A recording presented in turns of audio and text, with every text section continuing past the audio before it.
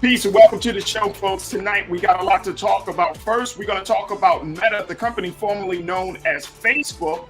We're going to talk about how their weak earnings has affected the stock market and the culture. We'll be checking in with Professor Iram Sinwright from American University to get his insights and thoughts on the matter. Also, let's talk about voting rights being under attack, folks. Voting in states across the country is up for grabs because this is an election year. We'll check in with the former president of the Baltimore chapter of the NAACP to get his thoughts about what we're seeing with this level of voter suppression. And more importantly, do you think it's going to affect this year's senatorial, gubernatorial races across the country? And if democracy will truly win? We'll have that conversation, of course, and I got my culture crew, so stay riding with us. It's all coming at you here on The Culture, right here on the Black Star Network. Let's go.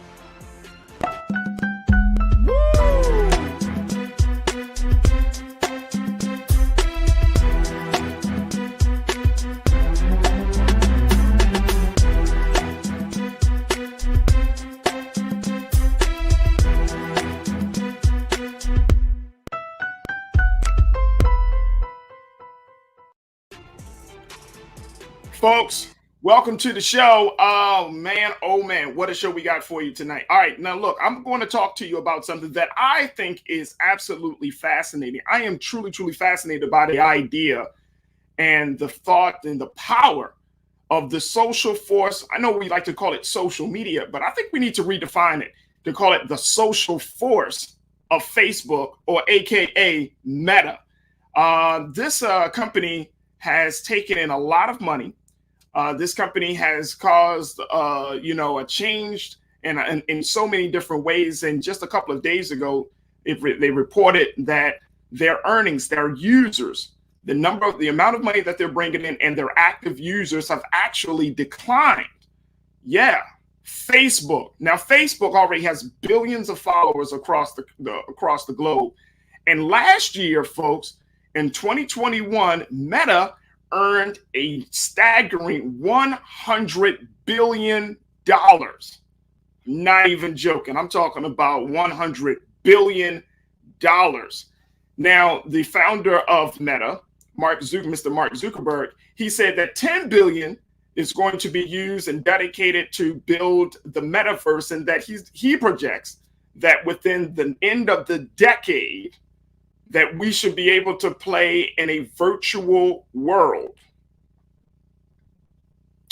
Yeah, I'm still processing that. I'm personally still processing it. But he has been on it. Now, since the fact that Facebook has decided to kind of go into this space, because originally, you remember, Facebook used to be a place where you can just meet family and friends, connect with people you haven't seen in a while. It was a social tool. It was a social media. Hey, I haven't seen you. Hey, check me out on Facebook. Remember those days? Well, things have changed. And now Facebook, the once burgeoning, emerging startup of some college students, it's like a behemoth on Wall Street. It has taken over on so many different levels, from advertising to influence and power. And essentially, it has become the iconic cultural tool that has shaped our lives. I want to say that one more time. The iconic cultural tool that has shaped our lives. You might not believe that Facebook or Instagram or the WhatsApp, those are the apps that Meta owns. You might not believe that they have shaped our lives, but they did. They have, and they continue to shape our lives in such a way, folks. This is why I think we need to have the conversation, because they have shaped our lives in such a way that it has taught us what to think, how to see ourselves, and how to see the world around us. That's how powerful this platform really is. Yes, it started off with just, some would say, pure intentions. But then somewhere along the line, it became this other thing, right? We saw with January 6th, for example, that, even before January 6th, Facebook has been under great scrutiny because of the lack of security on its site, from everything from essential information like names and other essential information to non-essential data, but usable data. And it has shown us that this platform that has started off just to connect family and friends has become a cash cow for advertisers. 100 billion. Now let's not lose sight of that. 100 billion in 2021. Can we also say that was the same year that a pandemic was happening? A type of company with that much money, with that many resources, will have that much power. And that's what we're seeing. There is no way, and this is part of why we're having this conversation with Professor Senwright in a moment. There will be no way for us to figure out or to stop this train. There is, the United States government has only been around for a couple of hundred years, right? A little bit less than 300 years. There's nothing in the Constitution to cover social media. There's nothing in the Bill of Rights to cover social media. There isn't a digital Bill of Rights. There isn't a digital constitution. There isn't anything like that. And as long as Facebook has been around, and we can clearly see that Facebook has been around for about 20 years, how come we haven't really dived in to creating some infrastructure, some legislation, some policy on how to manage or how to, for lack of a better word, and I know some of you might push back on this, and that's fine, but we do need to control it. It does need to be regulated. No, it's not a private, it's not a public entity, it's not a government institution, but it does shape the culture so much that it affects how government does its work. So what do we do with a platform like this? What do we do when millions and billions of people log in every day to look, to read, to experience, quote unquote, social media, social connections on this and that space? What do we do with that? And yet it's not regulated. Now let's go to January 6th, because January 6th was a huge issue. Prior to January 6th, Facebook had its security issues. Prior to January 6th, there were many calls for Facebook to fix its algorithms, because they found out the algorithms responded, or they were engineered to reward offensive language and offensive behavior by putting it at the top of your feed. And then for those of us who just want to say, hey, I'm at the beach, look, that stuff was put at the bottom of the feed. Now comes January 6th, and they are finding out each and every day that there are connections to messages that have been posted on Facebook. There have been conversations on Facebook that has led to people asking questions about the legitimacy of the election. I mean, all of these things. And guess what? Mark Zuckerberg, I mean, he's moving. He's not worried about those things. He's still in the space of building the next world, the next new reality.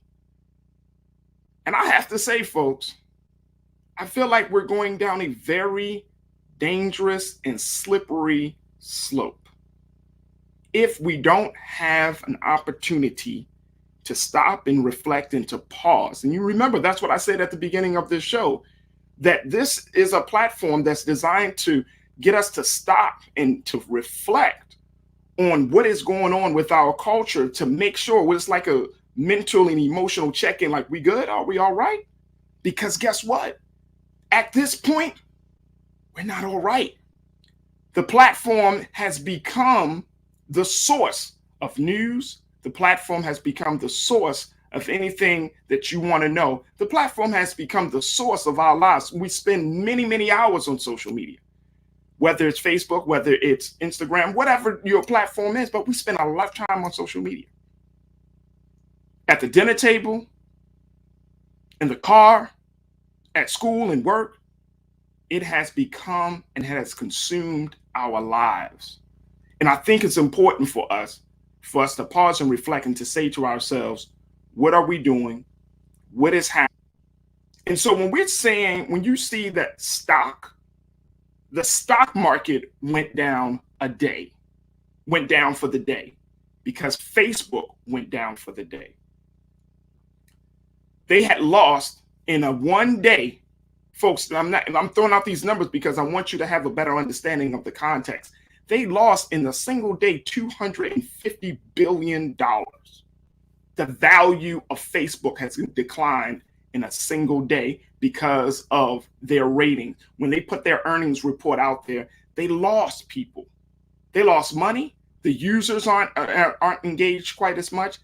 They're losing. And as a result of that, look how much it has affected the financial landscape of the country. What does that mean to us? What does that really say to us?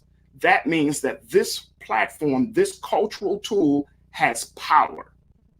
And if you're still in a state of denial about how much power social media really has, then you're living under a rock. I'm have to tell you, and it's a big rock. Okay? But this platform has power. And we need to figure out very, very soon, very, very quickly, and most importantly, we need to be intentionally responsible on how we're going to address the cultural impact, the financial impact, and most importantly, the health and well-being of this tool on the American people. We got to talk about that. We got to talk about that.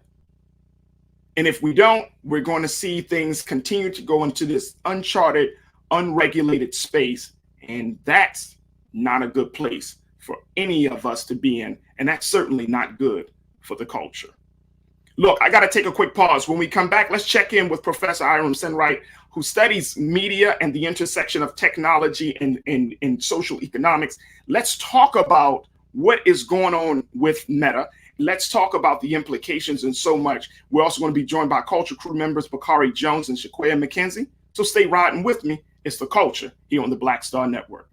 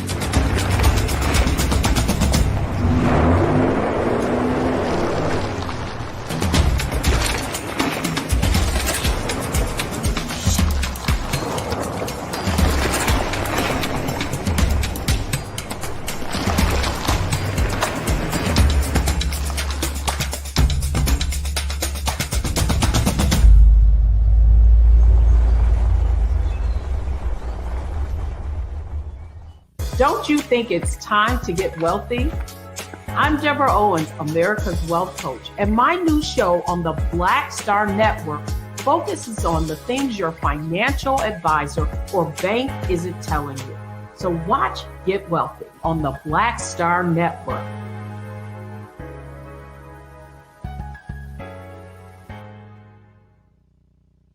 Pull up a chair, take your seat. The Black Tape with me, Dr. Greg Carr, here on the Black Star Network. Every week, we'll take a deeper dive into the world we're living in. Join the conversation only on the Black Star Network. Hi, I'm Dr. Jackie Hood Martin, and I have a question for you. Ever feel as if your life is teetering and the weight and pressure of the world is consistently on your shoulders? Well, let me tell you, living a balanced life isn't easy. Join me each Tuesday on Black Star Network for A Balanced Life with Dr. Jackie.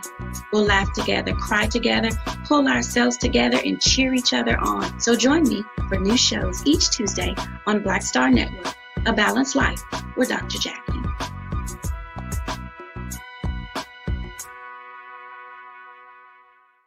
Folks, Black Star Network is here. Oh, no punches! I'm real revolutionary right now. Support this man, Black Media. He makes sure that our stories are told. Thank you for being the voice of Black America, Roland. Stay black. I love y'all. All momentum we have now, we have to keep this going. The video looks phenomenal. See, this difference between Black Star Network and Black-owned media and something like CNN. You can't be Black-owned media and be scared. It's time to be smart. Bring your eyeballs home. You dig?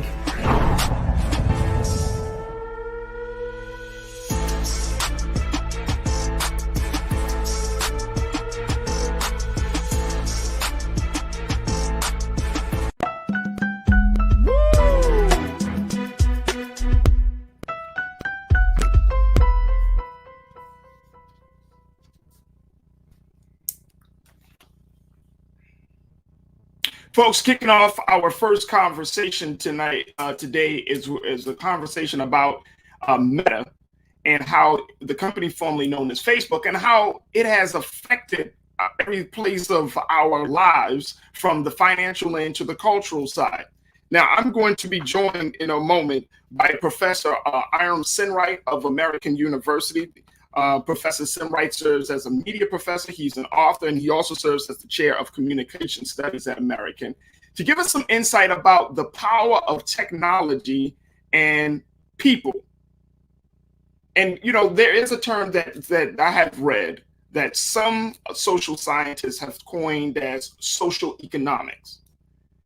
Now, I shared with you the earnings that Facebook brings in. You know, last year they brought in $100 billion, $46 billion was in profits. They're spending $10 billion to create this metaverse, this alternate reality.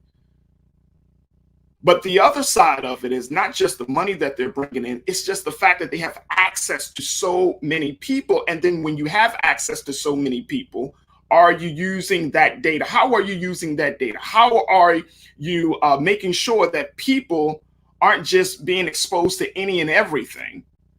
So there's the security issue. Then there's the issue that because Facebook is an unregulated space or unregulated platform, any and everything can be said. So then now you're starting to see those divisions between people being exacerbated on the platform. And then you got to talk about the fact that, is Facebook also an instigator in some cases? You know, when you're talking about, and I was reading some pieces and some articles that said that in other parts of the world, a lot of, some small battles, and I'm not joking, folks, small battles have been started because of engagements and conversations and interactions on the platform. How do you handle this? Let's bring in Professor Iram Sinwright from American University to give us some thoughts on this. Professor, thank you so much for joining us. How are you, sir? I'm doing fine. How are you doing? I'm good. Professor, I hope to lay out the foundation of the severity of what we're dealing with when we're talking about social media, but in particular about Meta. Sure. You know, one of the big things, Professor, that struck out for me is that, you know, the amount of money, and I want you to explain to our watchers how this works, because when people hear that a company brings in $100 billion in revenue for a platform that is free to use, that is downloadable right on your phone to use, then where does the money come from? That's a great question. So the way that academics in my field talk about it, we use the term surveillance capitalism.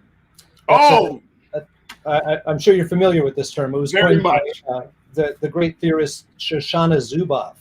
Got her book right here, Professor. I had to make sure we get prepared because this book right here changed me right here. Yeah, this so book basically, changed me. Yep. Think about it this way, right? There are roughly 2 billion people, more than a quarter of the Earth's population on Facebook. Every single one of those people has a web of relationships to other human beings, to institutions like schools and doctors and banks and the criminal justice system and civic institutions, all of these relationships between different individuals carries a certain capacity, has a certain amount of power in it. And Facebook's brilliant business model has been to become the kind of gateway that separates us from the people we would otherwise be connected to. So it could be that I'm your friend, Farajii, and the two of us want to have a conversation. Facebook has insinuated itself into that relationship so that we can't have a conversation without the platform. It could be that I want to check in with my university and see what kinds of students are going to be coming into my program in the fall. Facebook has insinuated itself into that relationship so that when I connect with my students, it becomes the platform that unites us. So Facebook has become this kind of necessary social infrastructure. And essentially what it's able to do is to charge a fee to companies that have budgets for marketing and promotion and distribution to get access to their own customer bases. So it's not just about me as an individual, Aram Sinreich, as a professor, as a friend of Faraji's, what have you.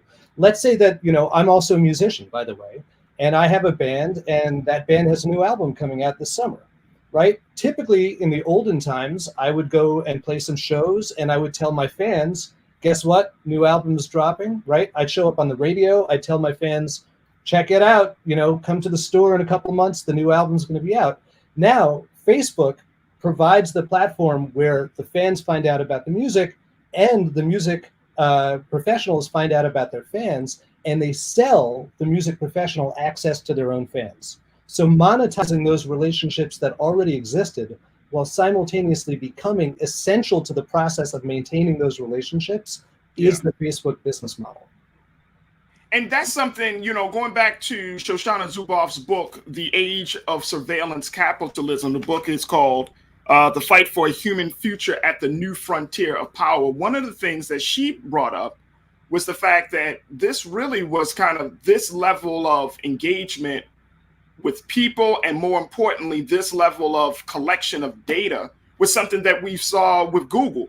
That Google had really mastered how you collect people's data and then use their data to create, a world where if a person logs in, you're getting ads that speaks to your interests and your preferences. Am I correct on that, Professor? Yeah, well, I mean, it's like an onion, right? There are layers and layers and layers. So it begins with Google about 20 years ago, figuring out that you could turn a search engine into an advertising platform. That basically you could sell, let's say that I knew that somebody was searching for apartment rentals in Baltimore, right? That if I was selling apartments, I could buy ads against that search itself, right? And that was that was Google's big insight 20 years ago, was that when people are looking for information, that's when to hit them with marketing information. Okay, so that's the first layer of the onion. Then Google begins to say, well, it's not really just about people searching on our website. What if somebody goes to rentalhomes.net and looks for an apartment in Baltimore? We want to be able to sell that to advertisers too, right? So then they broaden it out so the entire internet becomes a kind of point of contact that you can mine data from. Then you get to the next point, which is, okay, once you've extracted those data from people's social interactions, those data themselves become a commodity that you can put on the market. And what's happened now in the last 10 or so years is that there's an entire infrastructure of what are known as data brokers who don't make anything. They don't sell anything.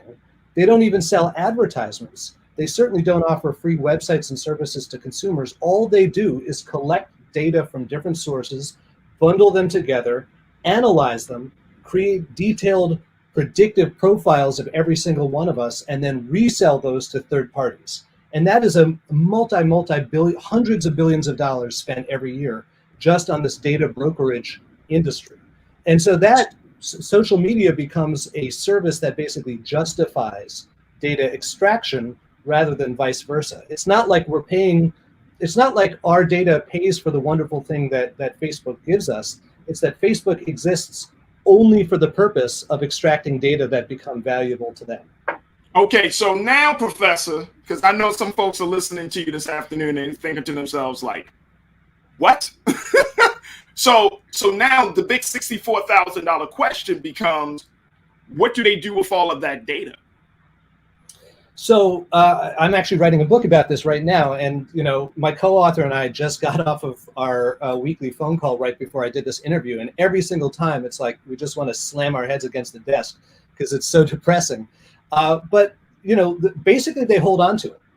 So what's the other thing that's happened over the last 10 years is that you might have noticed, you buy a phone, that phone's got more gigabytes than the version that you bought 4 years earlier. And that had twice as many gigs as the one that you bought 4 years before that. That's because the price of computer memory continues to keep dropping precipitously according to Moore's law. So a hard drive that would have cost $1,000 10 years ago now costs $50 for the same amount of storage. So from a business standpoint, from the standpoint of the data brokers that we were just talking about, what that means strategically is it makes sense for them to collect as much data as possible and hold on to it for as long as possible, even if they don't know what the data mean, and even if they don't know what they're going to do with it or how they're going to sell it.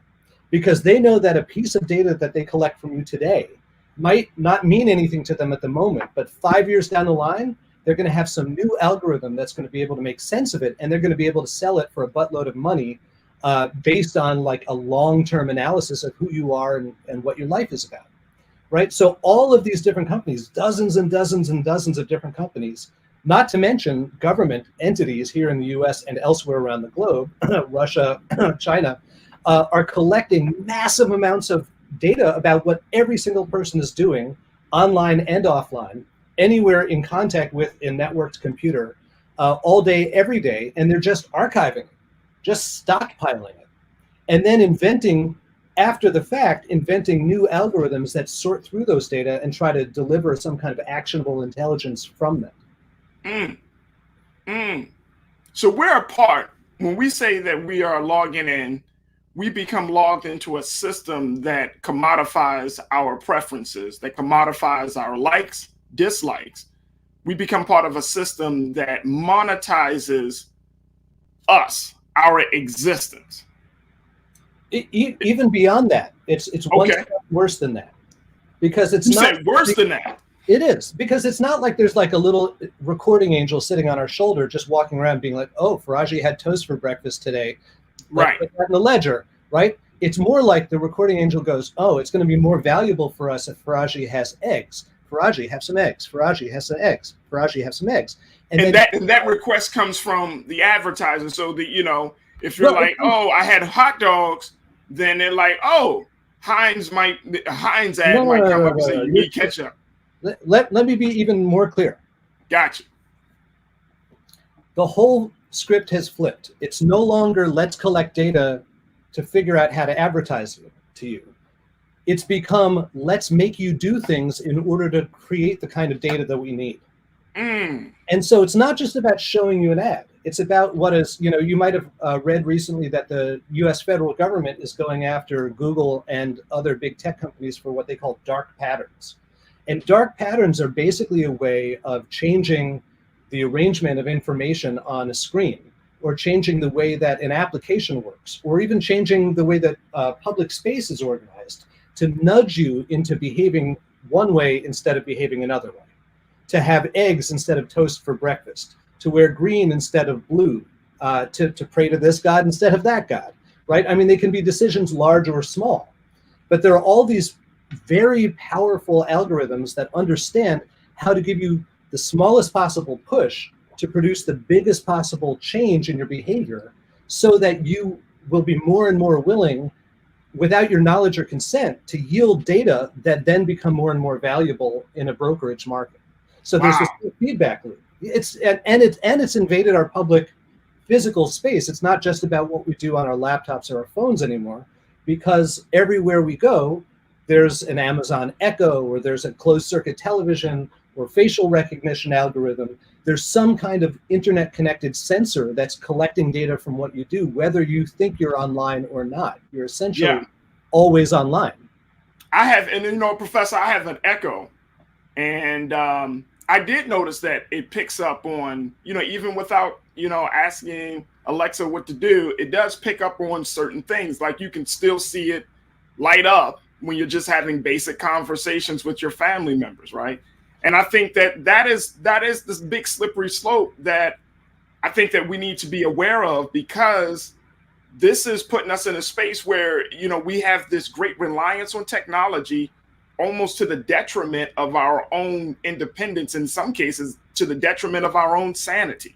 So it's mind blowing. I want to bring in one of our cultural crew members, Bakari Jones, who is an activist, and she's a strategic planner for, you know, a lot of nonprofit organizations, and she's been currently working in the tech space. Bakari, thank you so much for checking in with us this afternoon. How are you?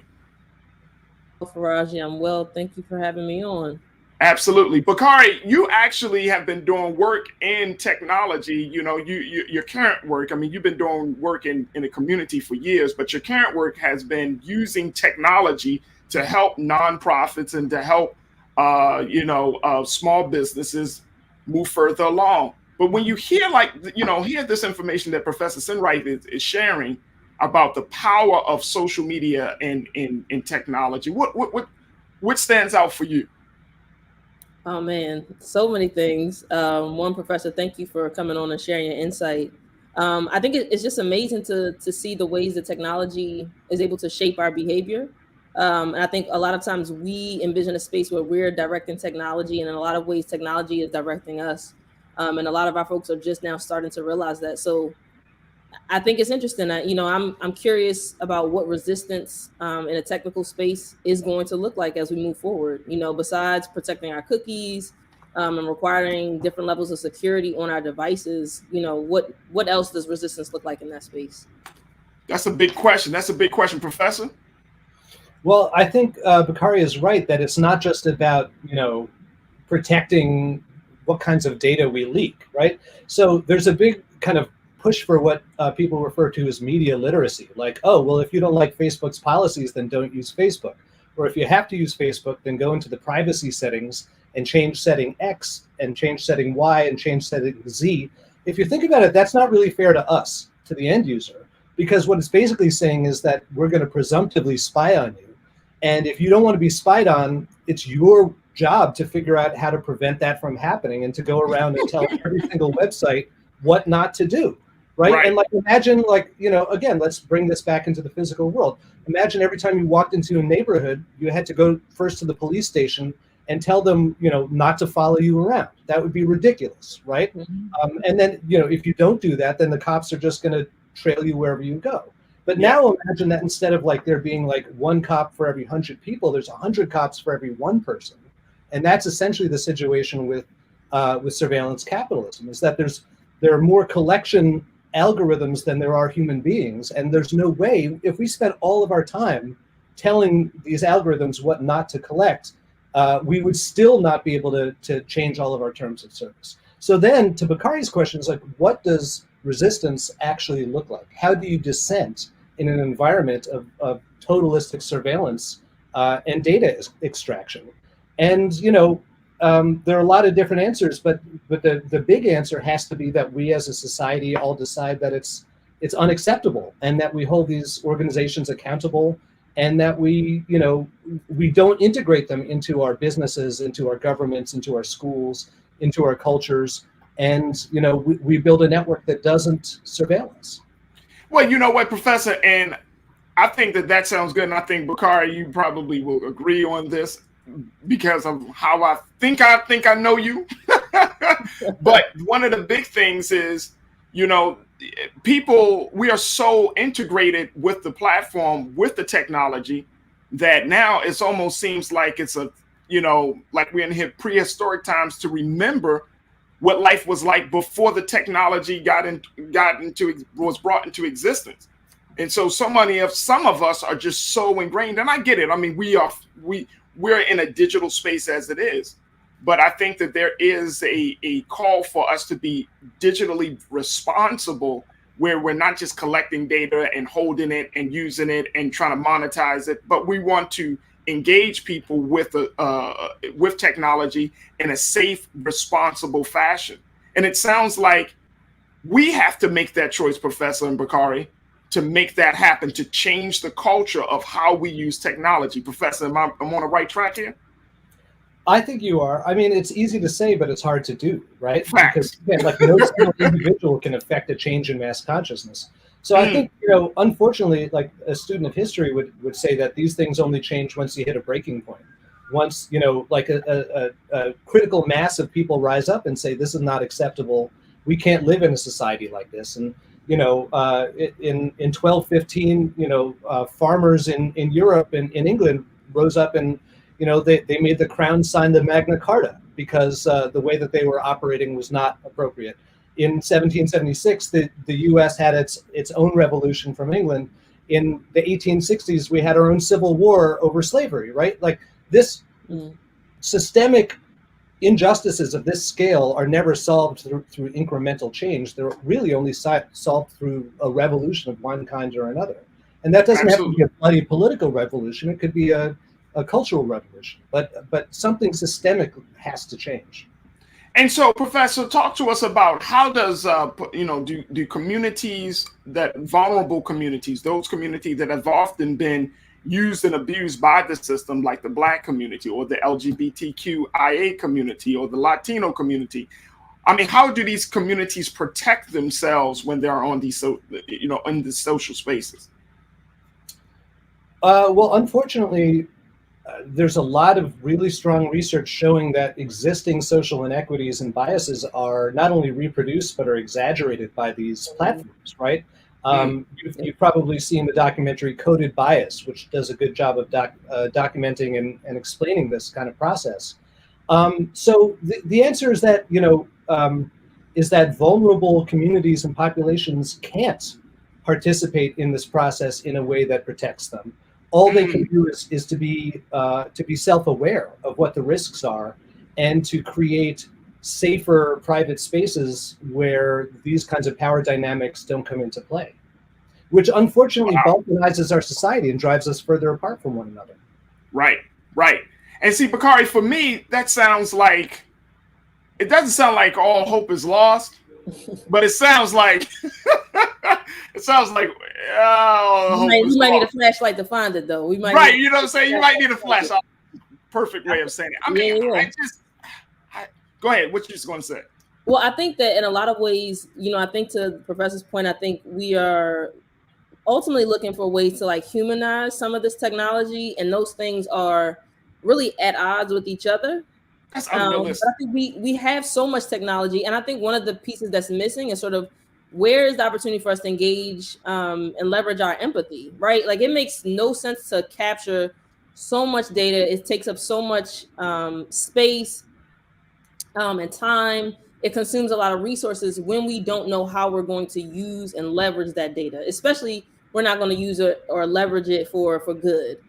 So I think that one of the ways that I imagine that we could push back, and I think it would take a lot of collective action from folks that are in the technical and digital justice spaces, would be to figure out how we can limit the collection of data, and I know that's not what really a thing that people want to hear, but it could become something where, we have to say, how do you intend to use this? Otherwise, does it actually need to be captured? So you know what? And I agree with you there. And I think, one of the big things that we have to, two things that you said, Bakari, that really got my attention. One is we do try to humanize technology. And that is the narrative that is often used to sell technology. I mean, we've given technology real names. It's not like Bot 345. It's Alexa. You know what I'm saying? It's when we have created this world in such a way where it opens the door for us to want to be one with a machine in a very, very like surreal, dystopian type of way, But then the other thing I think you talked about, which is important, is the moral factor. We got to take a quick break, but Professor Sinwright, when we're talking about the moral factor of proper technology or proper use of technology, there are many conversations that are happening about this, but I'm wondering if that is even a realistic goal for us to ask for, to say, hey, tech makers and tech giants and tech companies, make sure that you are responsible. Make sure you're socially responsible. Make sure you're politically correct. Make sure that you understand that there are many different people in the world. Make sure that your technology speaks to the diversity of our culture. I'm wondering if that's even realistic. I'm wondering, can we even apply any type of moral regard to technology in this day and time? Don't answer that just yet, Professor, but let's talk about it when we come back. Folks, we got to take a quick pause. When we come back, more conversation with Professor Iram Sinwright from American University, Bakari Jones, and also we'll be joined by another Culture Crew member, Shaquaya McKenzie, as we're talking about Meta, aka the company formerly known as Facebook, and its impact on our finances and our culture. So stay with us. It's The Culture here on Black Star Network. We'll be right back.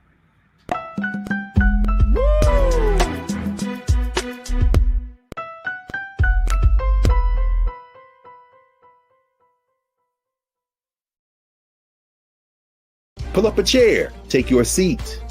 The Black Tape with me, Dr. Greg Carr, here on the Black Star Network. Every week, we'll take a deeper dive into the world we're living in. Join the conversation only on the Black Star Network.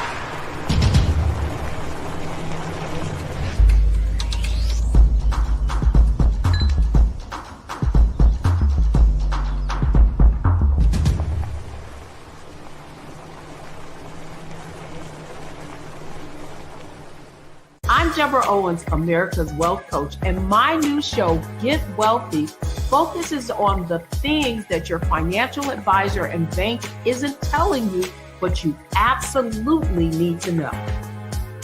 So watch Get Wealthy on the Black Star Network.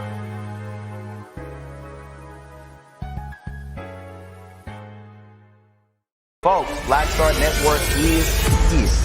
Hold no punches. I'm real revolutionary right now. Support this man, Black Media. He makes sure that our stories are told. Thank you for being the voice of Black America, Roland. Stay black. I love y'all. All momentum we have now, we have to keep this going. The video looks phenomenal. See, there's a difference between Black Star Network and Black-owned media and something like CNN. You can't be Black-owned media and be scared. It's time to be smart. Bring your eyeballs home. You dig?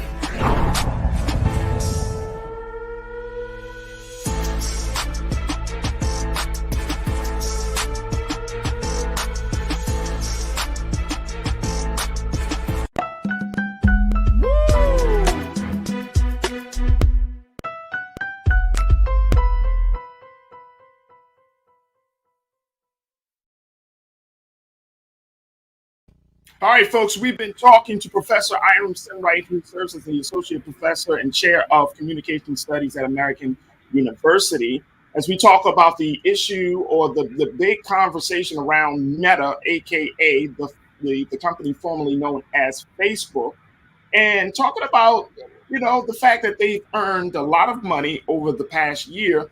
Their earnings actually dropped in their new earnings report that came out, and this earnings, the lack of earnings, has also caused investors and the market to go into a deep dive. And so we're looking at this intersection of technology and finance and culture and how it affects you and I. Also joining us has been Culture Crew member Bakari Jones, who is an activist and strategic planner. And then we also will be joined by Shaquaya McKenzie, who is an educator, who is another member of the Culture Crew.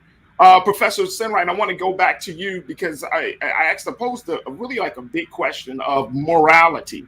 can we impose or can we apply any type of morality to, this level of technology? Yeah, I think we have to, because if morality has a meaning, that meaning is that we agree on what right and wrong is when it comes to social organizations and interactions and institutions. Yeah. And tech, as we were talking about before, has become integral to all of those things. So if we give it a pass on our moral judgments, then we've basically given up on morality overall. The problem is, how do we turn those kinds of moral judgments into action, as Bakari was talking about? How does that become social change? How does that become justice? And, the answer is that it's really not all that different than what we've seen in the past. These are large, powerful institutions that have a financial and political plan that might differ from our own. And we have to use the power of culture, the power of the marketplace, and the power of democratic society to make them conform to our expectations and our morality.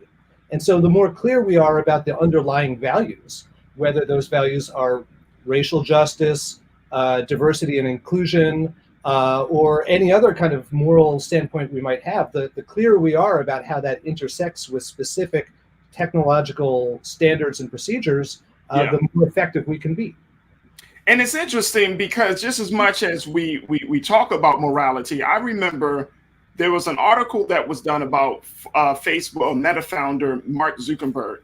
And back in January of 2010, and Professor Senwright, you might remember when he made the statement, but back in January of 2010, folks, Mark Zuckerberg was doing a talk at an award ceremony in San Francisco. And he said that privacy was no longer a quote unquote social norm. He said people have really gotten comfortable not only sharing more information in different kinds, but more openly and with more people. That social norm is just something that has evolved over time. That privacy is no longer a social norm. This was 12 years ago that he made this statement, and we're seeing now that people are putting themselves out there, putting out their business, in the sense of, or the value of privacy is just not there anymore. I'm wondering, Bakari, are we kind of going down this slippery slope here if we aren't keeping certain values and morals intact? Well, I push back a little bit. I think that the desire for privacy, I think, still exists. I think in a lot of ways we know, many of us know, that a lot of what we're seeing on social media is what we call like the highlight reel. So we have a desire to have some privacy, right? These are the things that I want to show you. Now, we might be showing more and more of those pieces along the way, but I think there's still a desire for some privacy, right? We know that it's very rare that 100% of our lives are being streamed online. So I do think that there's still some desire for privacy. I think it's unfortunate because a lot of us are, living under a lot of pressure under capitalism and looking for ways to monetize our lives. So it becomes more enticing to share more and more of those elements. But I think that I see that as a fine line between, to the professor's point, yes, there are a lot more spaces where we're interacting and engaging where we don't realize that we're being surveyed. But that's not the same as saying I'm opting in to be surveyed. That's not the same thing. So no, I think, back to it not being the responsibility for the consumer to opt out, I think I see privacy in the same way. Absolutely. And you know what? And Professor, I know one of the big things that has, since Facebook has announced its earnings, one of the big things that has crippled the social media giant is the fact that Apple, they have put changes on limiting Meta. They have said that they introduced this update on Apple iPhones, which is called the App Tracking Transparency. For those who don't know, it's an update on the mobile operating system. Basically, it gives iPhone owners the choice to let apps like Facebook monitor their online activities. Now, folks, I'm not an iPhone. I have an Android. So, but for iPhones, you can opt out. Speaking to Bakari's point, you can opt out whether Facebook can monitor your online activities, and as a result of Apple putting that tracking or that feature, Facebook is like, hey, what are you doing? What are you doing? And they have found that a lot of people, a lot of Apple iPhone users have decided to opt out. And they say that may be one of the reasons why Facebook hasn't earned the type of money this quarter that it was expected to earn.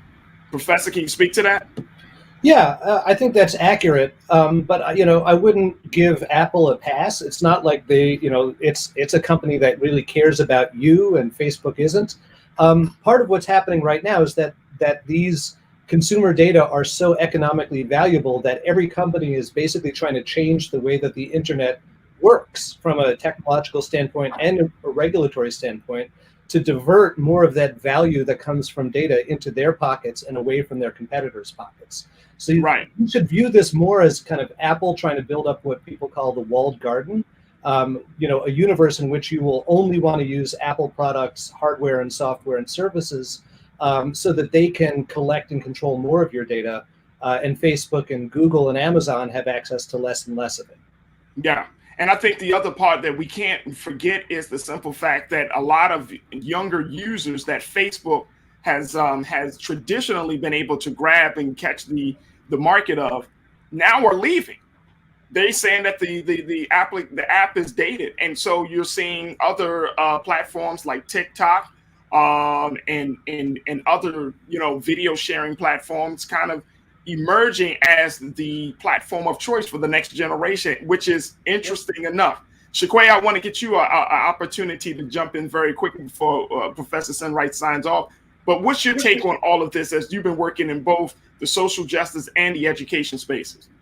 I have to agree to your last point that as an educator, primarily focused with secondary students, middle school through high school, and collegiate students, Facebook is old. Facebook is for old people, as they say.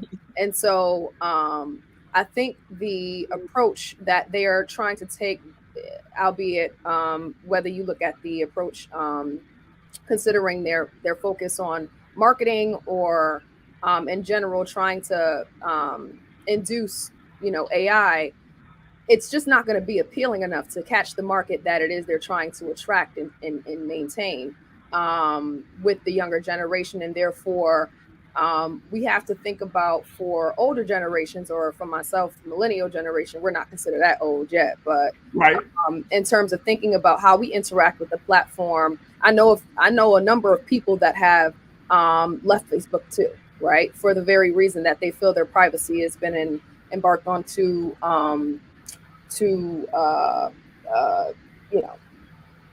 no regard with their concerns about what they joined the platform for, which was really just to maintain community amongst their friends and family. And so I think that the approach Facebook has taken is essentially a suicide mission. We're going to see how this mission ends, though, Professor. We're going to see how this mission ends. We appreciate your time this afternoon to talk to us about this issue. We know you do have a new book coming out. Talk to us a little bit about that. It's called The Secret Life of Data. I'm writing it for MIT Press right now with my good friend Jesse Gilbert. And basically it's about all of the, when we talk about data, usually we talk about kind of what people are doing with it now. These data brokers, Facebook, Amazon, so on and so forth. This is about what happens to our data next. After they've stockpiled it, after they've collected it from every orifice, put it onto hard drives on a server somewhere, what is the next step for what happens to those data? What are the unusual and unexpected things that people will discover and create based on the data they're extracting today? So that book should be coming out hopefully in about 18 months. That sounds awesome. Professor Hiram Senwright, Associate Professor and Chair of Communication Studies at American University. Professor, thank you so much for joining us here today on The Culture on the Black Star Network. Thank you very much. Absolutely. Folks, we got to take a quick pause. When we come back, let's talk about from technology to voting, sort of, kind of.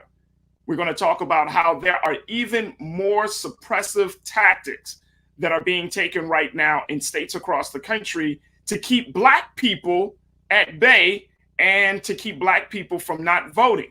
we'll be checking in with Marvin Doc Cheatham, who served as the former president of the Baltimore chapter of the NAACP, to give us some insight on what we can expect, how we can protect ourselves, and do we have the time to save the Black vote? We'll have that conversation up next. Also, we'll certainly give you the last word because we've had a very, very eventful week. So we got a lot to go to in the next hour. We got our culture crew members riding with us and a whole lot more. So you're tuned into The Culture right here on the Black Star Network.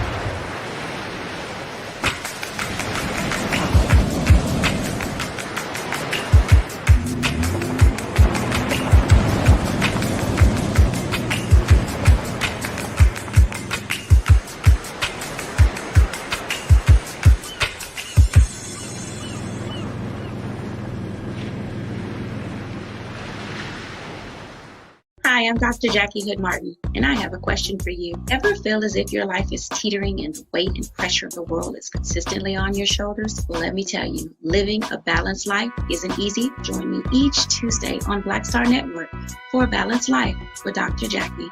We'll laugh together, cry together, pull ourselves together, and cheer each other on. So join me for new shows each Tuesday on Black Star Network, A Balanced Life with Dr. Jackie.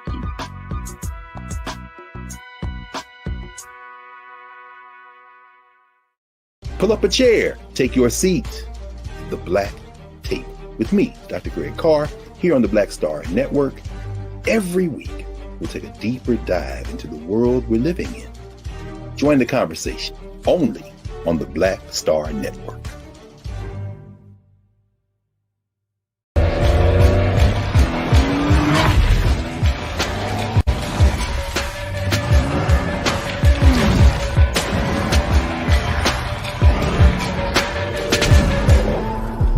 Folks, Black Star Network is here. Hold no punches. I'm real revolutionary right now. Support this man, Black Media. He makes sure that our stories are told. Thank you for being the voice of Black America, Roland. Stay black. I love y'all. All momentum we have now, we have to keep this going. The video looks phenomenal. See, there's a difference between Black Star Network and Black-owned media and something like CNN. You can't be Black-owned media and be scared. It's time to be smart. Bring your eyeballs home. You dig?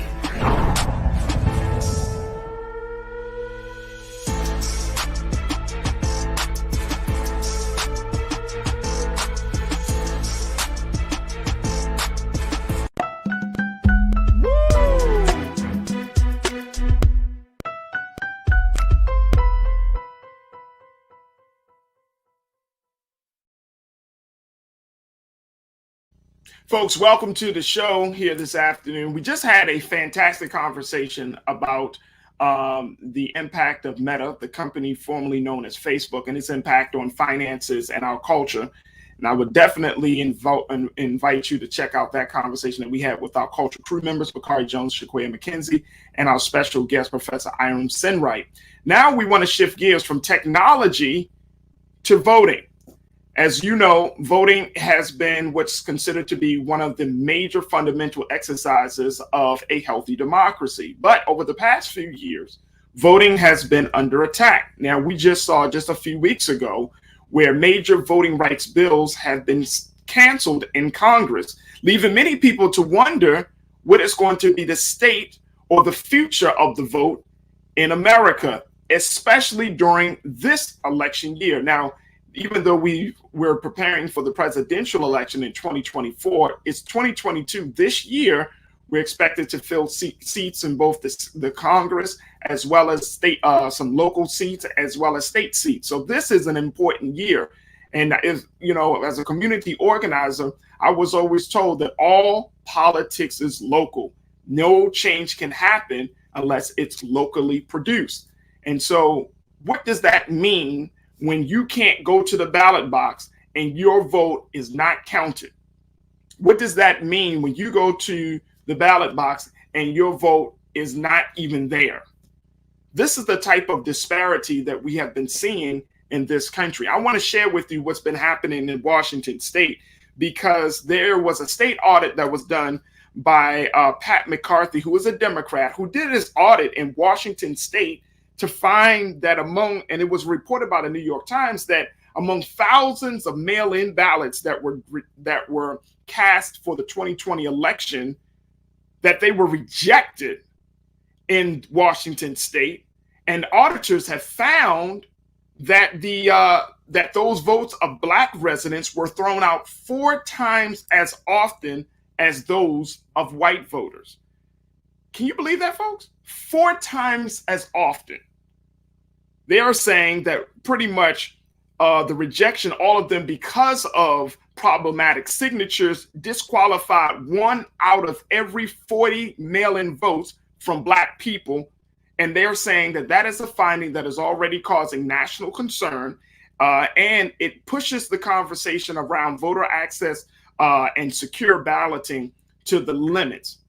So I wanted to have a conversation about this, because if that level of disparity is just happening in Washington State, what should we expect in 2022 when we go to the ballot box this year? Here to give us some insight and possibly some recommendations on how we can deal with this issue is the former president of the Baltimore chapter of the NAACP, my big brother, Marvin Doc Cheatham. Good evening, Brother Marvin. How are you, sir? I'm good. Happy New Year. God bless you. And we're so excited about your new move in this program. We're fired up. You've always been a very, very big supporter of us here, Doc. So I'm very, very humbled that you accepted the invitation. And most importantly, thank you so much for your love and your support. We truly appreciate it. Thank you. Doc, when you look at this situation, like this situation in Washington State, they're talking about all of these ballots being thrown out. And, after this audit done, and now this audit has just been done. It's 2022. That's 2 years after the ballots were cast.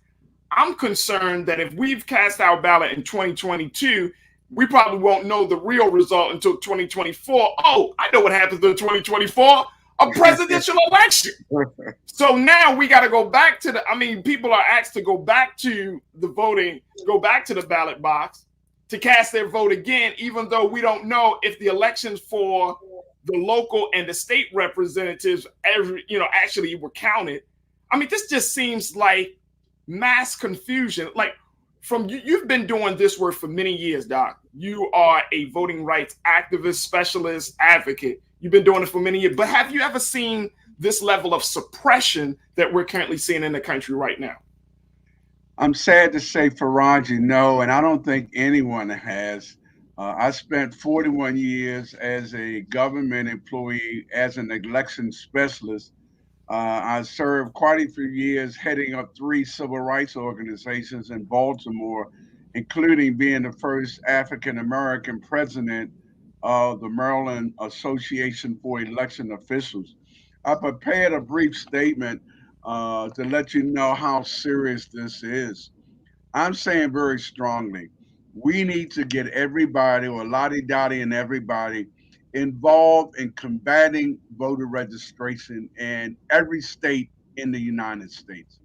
There have been over 440 restrictive laws that were introduced just last year, 2021. 49 states introduced new laws last year. 34 of them were anti-voter laws. and they have already passed in 19 states. Later on, I'll share with you what 19 states have actually passed voter suppression laws. Without federal legislation, and federal legislation is important, constituents are encouraged to join their voter efforts in every state. No state is not being attacked. As Congress considers the next steps in the fight to go against voter suppression, we're asking folks to move forward on voter registration. The Leadership Conference on Civil Rights and Human Rights, a coalition of more than 230 national organizations, and 53 of them are local organizations, have come together and basically said to the Senate Majority Leader Chuck Schumer that the members of Congress need to support and remain, I quote this, to remain extremely focused in the weeks to come on the core of voter suppression that's taking place all over America. So it's more serious than I think it has ever been. We are going back to the 1920s and 30s and 40s. I think Dr. King and those leaders back in those days are turning over in their graves that we are seeing our voting rights, our voting laws turn back and going into the wrong direction, Farajii. And it's scary. We need to wake up.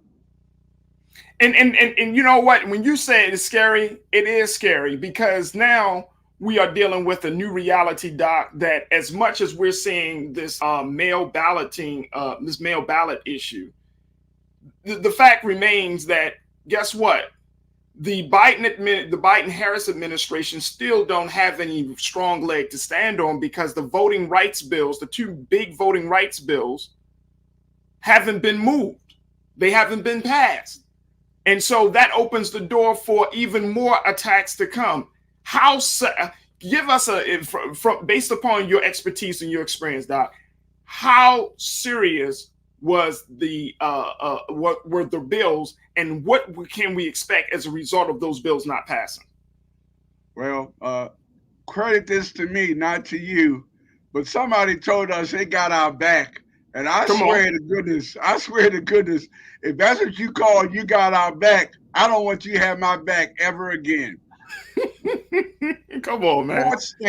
Four states, Farajii, have bungled together new voting restrictions. They're now calling them omnibus bills. These were Texas, Florida, Georgia, and Iowa. 4 different states, Arkansas, Montana, Texas, and Arizona, have passed new voter restriction laws. Many states have hit the ground running, and for instance, they are now imposing how you cast your votes, where you cast them, and 7 of these states now you got to do something to even apply. We're saying very clearly that there are 19 states that have passed very restrictive laws. Those states are Montana, Idaho, Wyoming, Nevada, Utah, Arizona, Kansas, Oklahoma, Texas, Louisiana, Arkansas, Iowa, Indiana, Kentucky, Alabama, Georgia, New York, Massachusetts, and Florida. This is again Doc Tim saying this is not you, Farajii. I think we need to target all of them, but in particular, I'm going to suggest we target 5 at the outset. We need to target New York, Massachusetts, Georgia, Nevada, and Arizona. Now, why did I select them out of the 19? Well, guess what? These are blue states. These are blue states that pass laws suppressing our right to vote. And I'm saying very clearly that, folks, if ever we need to get actively involved in what's happening, which is voter suppression all over America, it's going to come very soon to your neighborhood. And we don't want you to call us up when the primary elections start. Now, our primaries start in June. But some start before us and some start a little bit later. But it's going to be too late if you're in November and all of these laws not only have passed, but they have implemented them. I'm saying, wake up. Wake up, America, Black America, white America, straight America, gay America. Right now, voting rights is on attack, and it's being attacked in front of our eyes.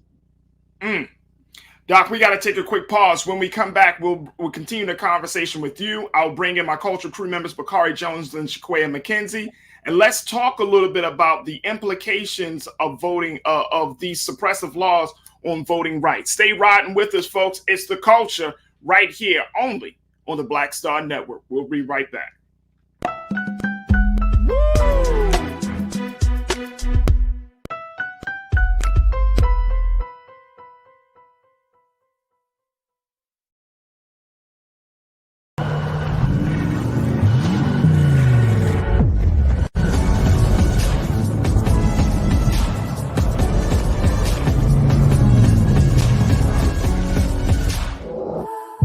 Don't you think it's time to get wealthy? I'm Deborah Owens, America's Wealth Coach, and my new show on the Black Star Network focuses on the things your financial advisor or bank isn't telling you. So watch Get Wealthy on the Black Star Network.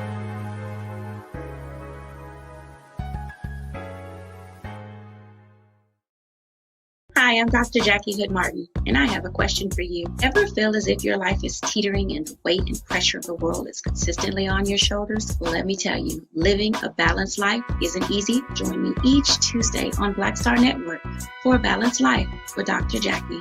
We'll laugh together, cry together, pull ourselves together, and cheer each other on. So join me for new shows each Tuesday on Black Star Network, A Balanced Life with Dr. Jackie.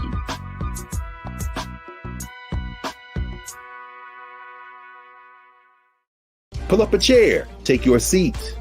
The Black Tape with me, Dr. Greg Carr, here on the Black Star Network. Every week, we'll take a deeper dive into the world we're living in. Join the conversation only on the Black Star Network.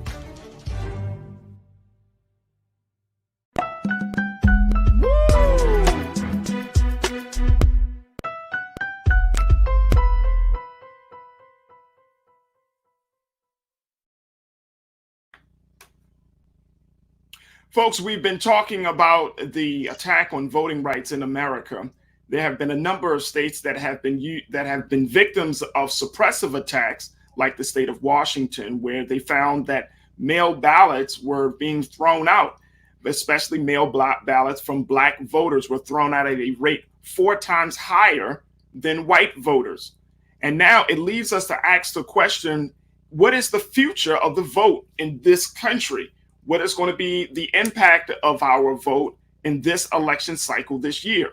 We've been joined by Marvin Doc Cheatham, former president of the Baltimore chapter of the NAACP and SCLC, and he continues to do the work of advocating for equal voting rights. Now we're also joined by my culture crew members, Shaquaya McKenzie and Bakari Jones, to share their thoughts as well. I want to bring in my culture crew here on this one. Shaquaya, you know, when you're listening to Doc and Doc is saying, look, you got all of these states that have voter suppression laws.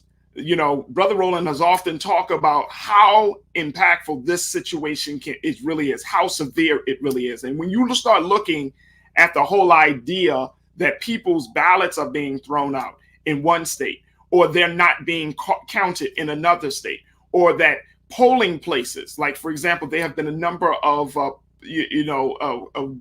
pieces and articles that have said that polling places have become further out for certain members of Black and brown communities, so that permits them from voting. What do you say is the future of the vote and democracy at this point? Do we need to keep saying go out to vote, or does there be something else to activate our people to understand that our voice is being taken away and diminished every step of the way? Well, Farajii, the truth is that the minority of this country, which is the Republican Party, is diminishing in front of their eyes, and the levers of power that they hold. This is all of these actions, all of these restrictive voter laws are of consequence of them realizing that their minority is in fact ironclad, and they're doing everything they can to maintain control. They're also depending on the distractedness of what they consider the liberal bloc or the Democratic bloc. And they're doing everything they can, in a sense, through the strict voter ID laws, the cuts to early voting, voter roll purges, in a sense, and in a hurried sense, to try to do everything they can in the last bit of power with this upcoming congressional and the local elections we have this year, in order to determine the outcome of the presidential election. This is all of consequence of the big lie that we know, that the Trump administration and his I don't want to say minions, but his counterparts in the Congress. We can say minions. Let's say it. Let's call it for what it is. And so he's despicable me's. He got a bunch of minions on him. And so the what is incumbent upon the Democratic voting bloc, which is starting at the top, the Biden administration, and which leads down to the bottom in terms of grassroots organization, is to one, on the administration's side, they need to go to Arizona. They need to go to West Virginia. Let's be clear. Joe Manchin and Kyrsten Sinema are the ones who are holding up or have held up the legislation that would defeat these voter restrictions across the country. And therefore, there is this threat. I'm not sure what is happening and behind closed doors in the Biden administration, but their campaigns, there need to be more active campaigns in educating the voting blocs of Joe Manchin and Kyrsten Sinema around the harm that they're doing to this country, not relevant just to their community and their constituents, but to the entire country. There needs to be a more proactive lens to talk about what's happening and to address what's happening in a way that moves the ball. Because let's be clear, Kyrsten Sinema and Joe Manchin haven't moved because of their corporate ties, right? And so there needs to be a more proactive offense to the people who are actually holding up progress. On the grassroots level, there needs to be more education campaigns. What was so effective, and we as a community of activists and or people who are involved in community organizing, we kind of opine about the glory days of Obama and why that was so successful, right? In terms of being able to transform the Democratic Party, where more young people and of different diverse demographics were more involved. It was about the grassroots level, about door-to-door canvassing. I know we're in the pandemic, so door-to-door may not be door-to-door, right? Maybe Zoom call to Zoom call. But there needs to be a more proactive edge of education, interaction, really meeting people where they are, especially the younger generation, and getting people involved in what's going on, not just talking around it on media channels, because I think that's what's happening. It's living in a bubble of people who are already concerned about it, who are already doing the work. We need to meet those who are not informed or who are not necessarily paying as much attention and bring them into the fold. No, I think that you're absolutely right. And Bakari, thinking about that, one of my big concerns about, just where we are with this whole situation is that people will not get engaged. People will not come out to vote. The suppression tactics will turn off the next generation of voters, right? Especially coming from the Black community, the brown community, and other, marginalized communities. So I think that, to add to Shaquaya's point, there needs to be education, but then I feel like we're always on the defense. I feel like we're kind of protecting ourselves from the attack versus attacking. And I'm wondering, when do we start to attack? Because at this point, we just getting our ass kicked right now politically. I'm inclined to agree, Farajii. You're inclined to agree. I think one of the things that ties together both Doc and Shakoya's points are, I think Doc brings the historical context, and I think Shakoya mentioned, the education. I feel like combining those two things together to create a media campaign that shows the history of these Voting Rights Act violations, I feel like will be something that will be incredibly powerful to show that it's not brand new. This is just the newest attempt, right, at stopping folks from voting. So that's something, at least for me, that I would like to see, because it kind of puts it in context. Once you see that, oh, okay, this is literally just the 2022 version of these same attempts, then I think that folks are really able to kind of take a step back and see the writing that's on the wall and understand the actual game that's being played. So yeah, and I mean, and Doc, that's the thing about the games that are being played. I mean, and which is crazy considering the fact that we know that there are games being played. I mean, people are writing about the fact that Republicans in particular have implemented these strategies to keep people from voting so that way they can win elections. My question is, why haven't we seen that same sort of blatant effort coming from the Democratic side? I mean, yes, we can call it out all day. We can be like, oh, voter suppression, voter suppression. Or we can talk about, the fact that these ballot boxes are being picked up and these mail-in ballots are being thrown away. We could say that. But I'm talking about some real action. And maybe I'm asking for too much about this, Doc, but why aren't we seeing that same level of urgency from the other side? But let me first say this. I am so impressed with the three of y'all. I'm clear that our future looks bright because I can sit back and get back in my rocking chair because you three are expressing everything that I even thought about expressing. But I would say this. We keep playing chess, and the game is checkers and chess and backgammon. It's all the game. we got to look at the fact that they're throwing everything at us that they can. And we keep being reactive rather than proactive. One of the things that we need to do, not only keep nominating this great woman, these great women that should have been on the Supreme Court years ago, but here's a chess move. We need 2 more people on the Supreme Court. Biden and the vice president got to move to put 2 more people on the Supreme Court. Otherwise, we're going to be playing chess, and we're really playing Chinese checkers, because if we allow Supreme Court to turn back the hands of time in voting and change the voting laws again, we're going to be basically trying to count marbles in the jar or how many bubbles are in the jar, because voting rights will have gone backwards. And I'm just saying our future looks bright with the 3 of y'all and all the hundreds and thousands of young folks we have. And I'm just saying, let us old folks shut up, be quiet, and let you young folks do what you got to do, because we're in a fight and some of us ain't got the punch we used to have. Right. Oh, wait, I can reframe that. I can rephrase that. Some of us don't have the testicular fortitude.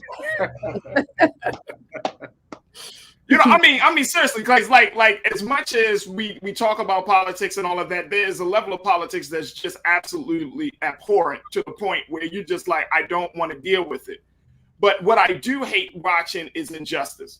And what I do hate watching is that we have such a deep hope and belief. And I'm saying we as a people, as Black people, regardless of which community you may come from, we as Black people, we have a lot of hope in the American system that we are a part of, that the American system will automatically change based on the benevolence of any white person, or based upon the benevolence of some magic person, some person that's coming to save us. And that's not the case.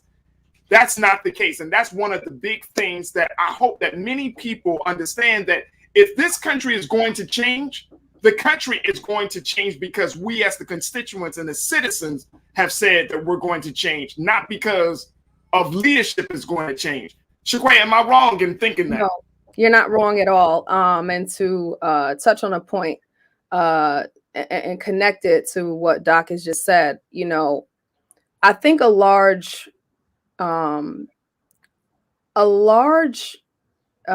reason or consideration to what do you call respectability politics that happens on the congressional level, and oftentimes also on the state and local level, is a reflection of leaders who have been in place for too long. And when I say too long, I don't mean by the means of not being able to, because we can regard and revere people who have dedicated themselves to service and who feel they are rightly positioned and have the insightful authority to know how to guide us in modern times. But things have changed so rapidly in the past 10 years with the advancement of technology, with the diminishing public interest in politics, that I think there oftentimes when you think of our Nancy Pelosi's, and I'm just using her as an example, but people who have been in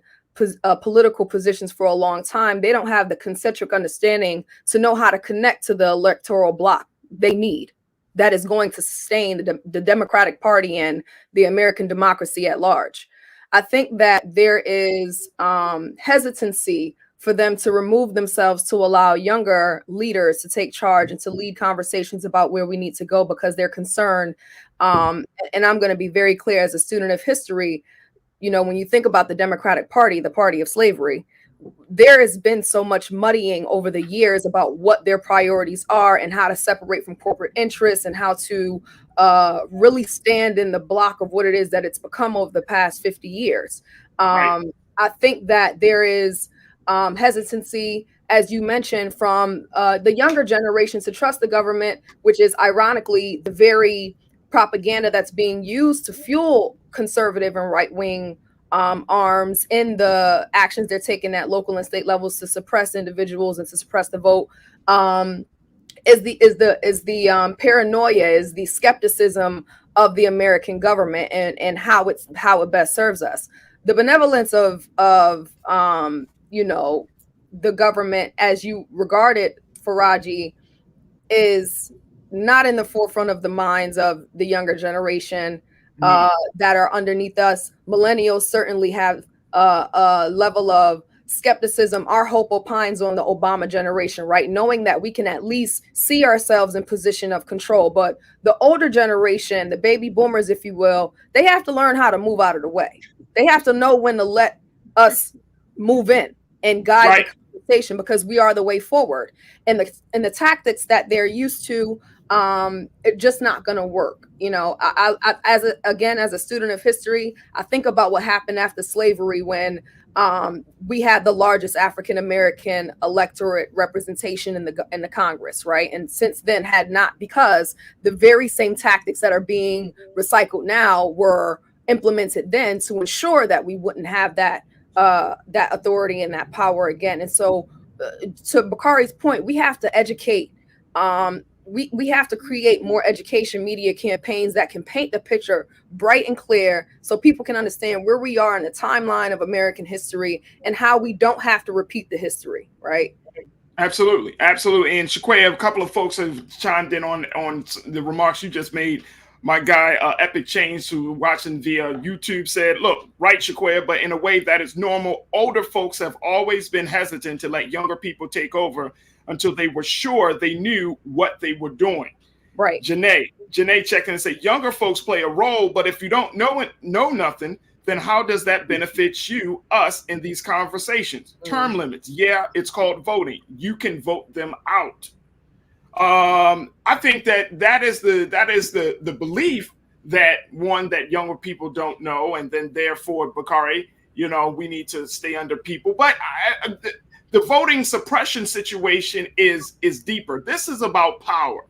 This is about resources. And you know, in a moment, Doc, I want you to share your thoughts about the recent gerrymandering and redistricting efforts that are happening across the country. But Bakari, when we talk about those things of power, resources, and staying in power, or keeping people out of power, then that becomes a declaration of war. Mm-hmm. And I don't know if people understand that when you are in wartime, it calls for warlike strategies and tactics. This is not regular time. This is not just any old election. Look, let me just share this with you real quick, and then, Bakari, I'm going to let you say your share. The Republican Party, look at this, folks. It just came across the wire a little bit before we started today. the Republican Party censored their own party members, Liz Cheney and another GOP member, for being on the House panel to investigate the January 6th situation. Adam Kinzinger. Adam Kinzinger, thank you. The Republican Party just censored their own party about a demonstration that clearly was quote unquote undemocratic, a demonstration that clearly showed that this democracy, this American experiment is not working or is falling apart, especially for white Americans.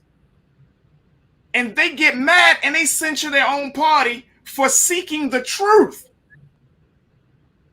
See, that's what I'm saying. See, we trying to appeal to the morality of a joker. We trying to get them to understand us. They're not even thinking rationally enough to be like, this is good, this is not good. This is a lie, this is the truth. You mean to tell me a whole party is allowed to censor their own party members for seeking the truth, yet you want us to believe that you are the party of the rule of law. You are the party that worries about the Constitution. You are the party that stand on the side of right. How the hell is that possible? Bakari, what's your take? Farajii, I feel like that was a little bit of a setup. That is a setup. That's an alley-oop right there. You know how it go. But I mean, I think to think about, everything that you just said, right? Everything that's at stake. You're talking about power, you're talking about resources, you're talking about access to resources. And I think, the putting it into context that we are at war, I think that, what we see as a strategy and as a tactic historically for generations on generations is this attempt at absolute and total fatigue. I think that, my understanding, and Doc, please chime in. But I feel like my understanding when it comes to the Voting Rights Act's violations is like, we're going to just exhaust you. We're going to make it so difficult. And so, we're going to just keep moving the target until you just give up on trying to hit it at all. So I think that, it's like, they're just multiple battles that we're up against. So I think everything that you said is absolutely right, Farajii. And I think to your earlier point is, what does it look like for us to be on the offensive? And I think part of that is creating campaigns about what has worked in the past and what's possible, and challenging people and creating more of like a call to action and a call for folks to chime in. The work that I do is not as directly related to voting rights, so I don't feel like I have the utmost authority to speak in that space. But I do know that creativity and adding vitality to all of our movements and creating spaces that become more attractive and compel our folks to engage is what a lot of, I think that the guiding principle in the work that all four of us do. So absolutely Doc, I mean, what I'm seeing from the Republican Party is not a party that you can just deal with on the basis of trying to reach across the aisle. I'm not seeing that type of party. I'm not seeing a group of people who you can really have a negotiation with, you know what I mean, or a real conversation.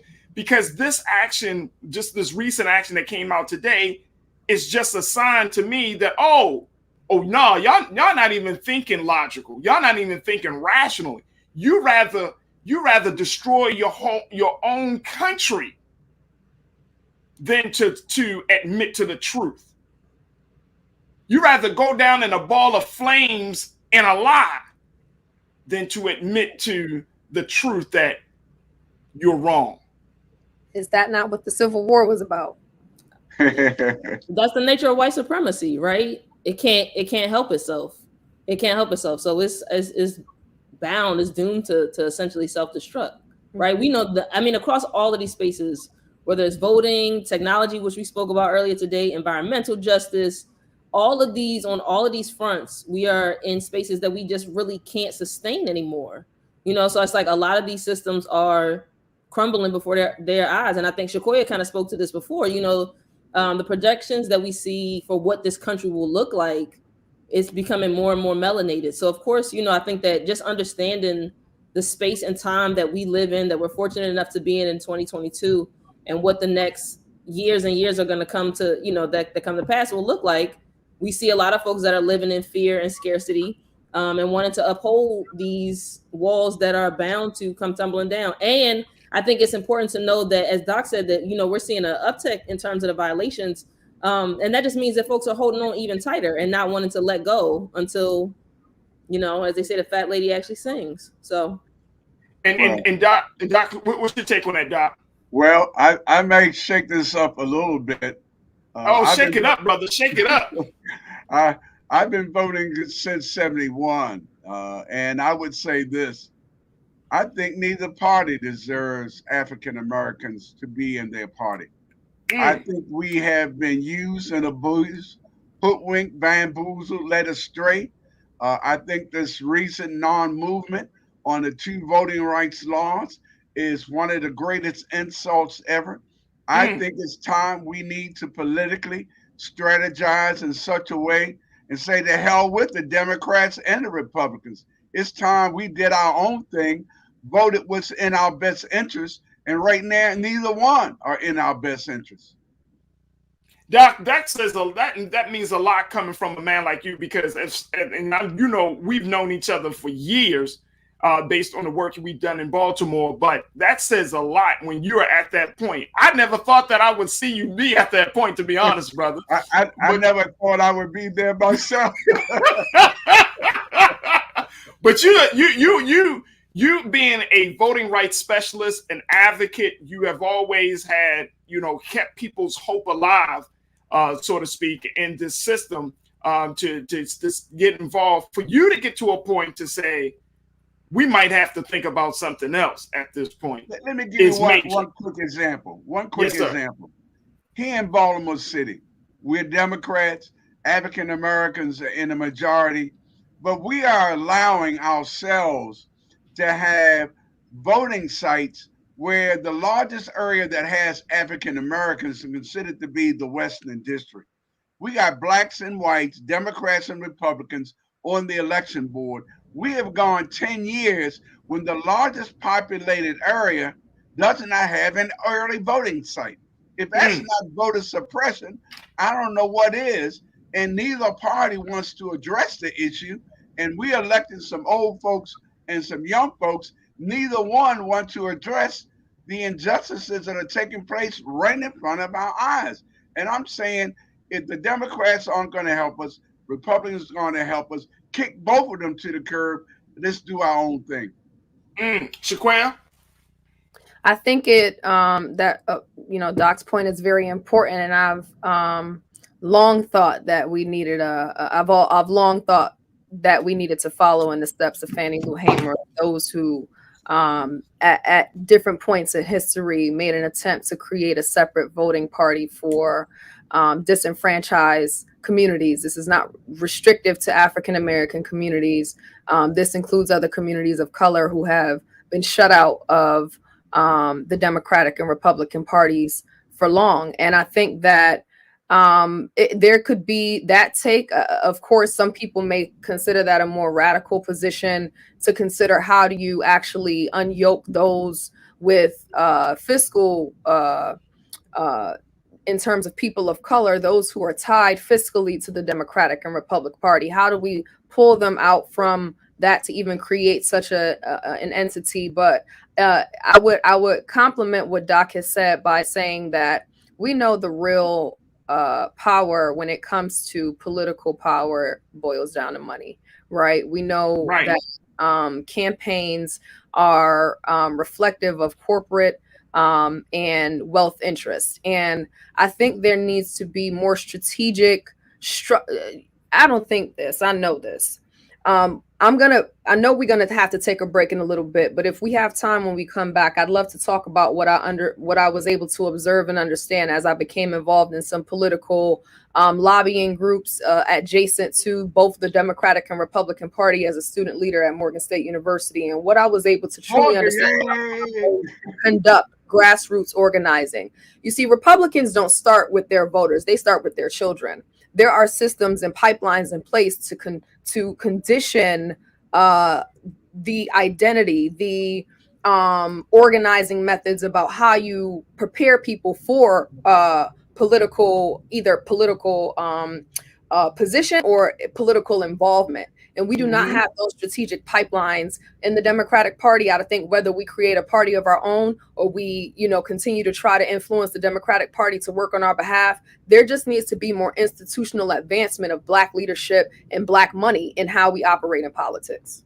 Oh, no doubt, no doubt. Look, I got to take a quick pause when we come back. Panel, I want y'all to just stay with us just for the final few moments because I feel like there's one more element, and Shaquaya, you hit the nail right on the head. There's that part, Doc, that we got to talk about just for a few minutes at least to give our people just something to hold on to for the weekend till we come back on Monday.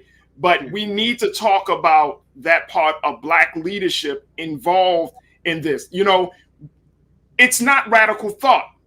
When you are in a war, they say it's all's well in war, or, pretty much anything goes in war, and it is not anything goes. But when you're talking about fighting for your survival, when any animal is confronted and is backed into a corner, no living organism just crowds itself and says, come on with my ass. No, you fight for your life. And in America, Black people, we have to fight for our lives. We say that Black lives matter, but we got to fight to let the country know that we are serious about our about saving each other. We got to fight for our lives, whether it's in education, whether it's in healthcare, whether it's in politics. We have to fight like hell for our lives. And if we don't, guess what's going to happen? We'll die, because nobody's going to fight for us. No one is coming to save us. It's either us or it's none. That's what it comes down to. And if we have allies, if we have partners, if we have folks from the other communities that want to join on, that is all well and good. But they have to have the same level of urgency that we have, that if you don't fight all the way to the end, if you don't fight as hard as we do, if you don't fight with the same intensity and passion, if you don't fight with the spirit that you're not just fighting for yourself, but you're fighting for your children, then your allyship, your partnership, it ain't worth nothing. We got to take a quick pause.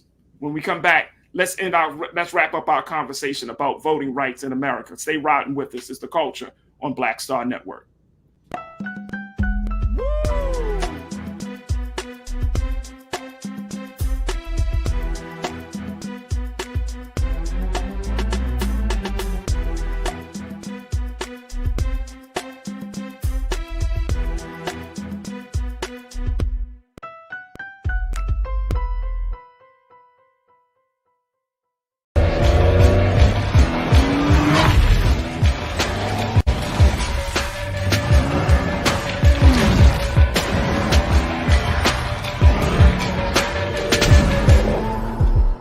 On the next Get Wealthy, why Black women are deeper in student loan debt than anyone else. I wanted to be the next Connie Chung. Nothing was going to get in my way. What was placed in front of me was a promissory note that said that, hey, if you sign this document, you can be able to achieve your dream, not really understanding the full foresight of what I was going to be experiencing right after college. Learn how you can turn it around and get wealthy in the process. Right here on Black Star Network with me, Deborah Owens, America's Wealth Coach, host of Get Wealthy.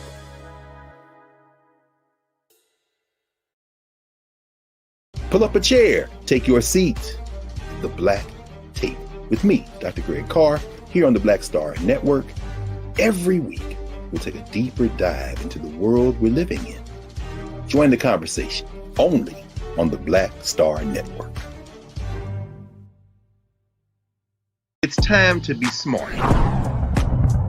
Roland Martin's doing this every day. Oh, no punches! Thank you, Roland Martin, for always giving voice to the issues. Look for Roland Martin in the whirlwind, to quote Marcus Garvey again. The video looks phenomenal, so I'm really excited to see it on my big screen. Support this man, Black Media. He makes sure that our stories are told. See, there's a difference between Black Star Network and Black-owned media and something like CNN. I got to defer to the brilliance of Dr. Carr and to the brilliance of the Black Star Network. I am rolling with Roland all the way. Honored to be on a show that you own. A black man owns the show. Folks, Black Star Network is here. I'm real revolutionary right now.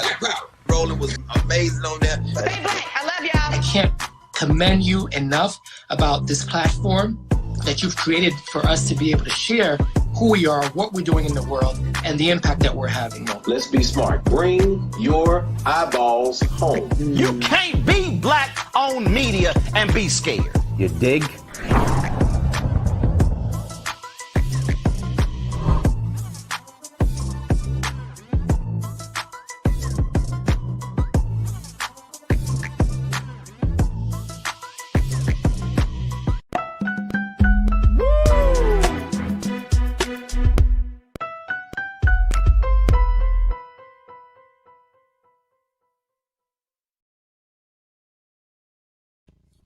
Folks, we've been talking about the attack on voting rights in this country, talking about various ways that voter suppression continues to occur. And in a year like this, where we go back to the ballot box to vote in our next local, statewide, and even in some cases our national representatives, we are still confronted with the reality that voter suppression is here, that racism is here, and that there is an effort to keep Black folks, to keep brown folks, to keep marginalized communities from going to the ballot box. And so I've been having this fantastic conversation with the former president of the Baltimore chapter of the NAACP and SCLC, Marvin Doc Cheatham, and with Culture Crew member Shaquaya McKenzie, who is an educator, and Bakari Jones, who is an activist and strategic planner as well. I want to make sure that we wrap up this conversation, family, with the right tone, because just as much as we talk about what Republicans are doing and Democrats are not doing, there is still that portion where we have to talk about what is the next step for Black leadership to do. Because Doc, you've been doing Black leadership work for years. Work with the NAACP, SCLC, all of these great civil rights organizations. Are they doing enough to make sure that the political voice of Black people is going to be protected? And if not, then what do we need to do at this point? Or is it all just too late, Doc? I would close and say this. It's a new term I'm using, racial economics. And I think until and unless we look at everything economically as it relates to race, such as how you don't hire a qualified Black football coach, we got to look at not the coaching, we got to look at the ownership. We got to look at economics as it relates to everything dealing with us as a race, because I think that's where the fundamental issues need to be discussed. And that will basically involve us in a discussion to talk about the real things. The real things are we are still being discriminated against, and they're using games and ploys to not address the racism that we have in America. And this football issue coming out now, it's going to be a great one for us. Absolutely. Absolutely. Shaquaya and then Bakari. Shaquaya, what's your final remarks on this Black leadership? I mean, what needs to be done to activate them, to get them in a space where they're not seeing this just as a political discourse, but they're seeing this as a declaration of war? Well, on a molecular level, I think the conditions as they may will influence Black leadership to take this more seriously, because without their voting bloc, they can't have power themselves. But on a each one teach one, right? So there needs to be a counterpart of, as we talked about throughout this entire segment, campaigns, education efforts in communities on a grassroots level that pair with a strategic movement that's happening on local levels so far as legislation and advocacy. I think that Black leadership has long been drawn to follow the bullpen, you know, in the sense of what media is concerned about, or what are larger issues that are being considered as priorities of the Democratic Party. But we need to continuously hone in on what is affecting communities and keep those as priorities in how we lead. And I'm saying we, I'm not a, you know, elected in position, but I think that elected officials are at the forefront of this fight and have to be the ones to truly, you know, pay attention to what matters right now, rather than following what's being talked about at large. Bakari? I agree with everything that Doc has said in terms of investigating more around race and economics, and Shakoy, I think with engaging more around advocacy and education. I think that those are the things that our leaders need to hear, that we're actively engaged. I think that I would say, to kind of add on or tack on to the end of Shakoy's points, I think our leadership is often, you know, we often hear from just one small group of people. So I think the place that we need to sort of land on and end on is like, what are the ways where we can kind of just take more accountability for ourselves and say that we can speak up a bit more and let our elected officials know, hey, this is something that is important to me. This is something that I'm concerned about. This is something that's on my radar.